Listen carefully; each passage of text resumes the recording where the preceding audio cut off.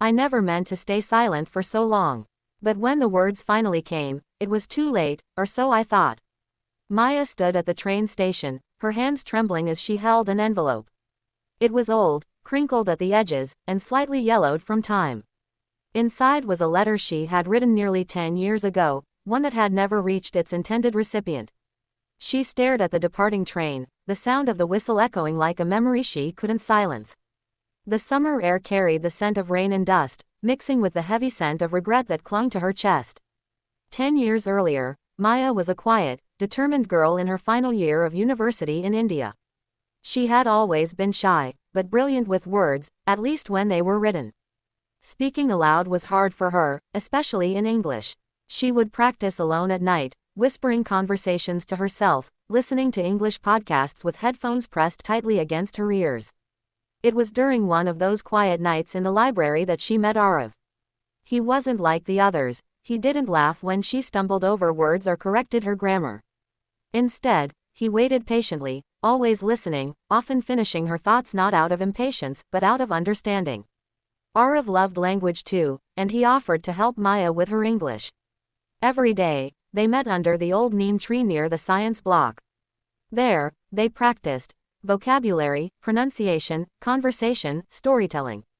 And slowly, something more than fluency began to grow. But Maya, always careful, always cautious, said nothing. When graduation came, Arav was offered a scholarship abroad. He asked her if she'd ever considered leaving India. Yes, she whispered, heart pounding. One day, he nodded, smiled, and said, then maybe we'll meet again, wherever English takes us.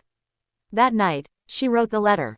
She poured her heart into it, line after line, explaining everything she had never been brave enough to say aloud. She told him about the fear of being misunderstood, about the way she felt when he looked at her, and how his belief in her changed everything. She ended it with a single sentence. If you feel the same, meet me at the station in July, 10 years from today.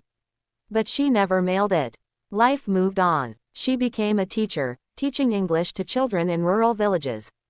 Her own English grew stronger with every lesson she gave, every story she read aloud. But still, something inside her remained unfinished. Then one morning, nearly 10 years later, she found a letter in an old box.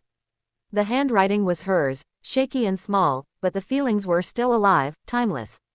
And so she found herself back at the station, heart in her throat, holding a letter that should have traveled long ago.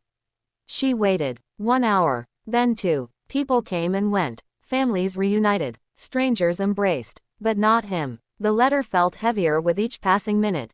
Her hope began to dim, but just as she turned to leave, she heard a voice, calm, steady, familiar. I never got your letter. But I kept hoping. She turned, breath caught in her chest. Arav stood there, slightly older, but with the same calm eyes. He held up a folded piece of paper, his own letter, the one he'd written and never sent. Maya laughed through her tears, the sound both strange and beautiful. Her voice, once timid, now carried strength. I guess, she said, we both were waiting for English to bring us back. They sat together on a bench, reading their unsent letters aloud, this time without fear, without silence.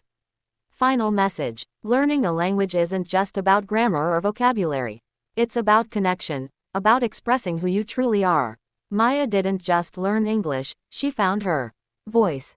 And when you find your voice, even after years of silence, it's never too late to speak your truth.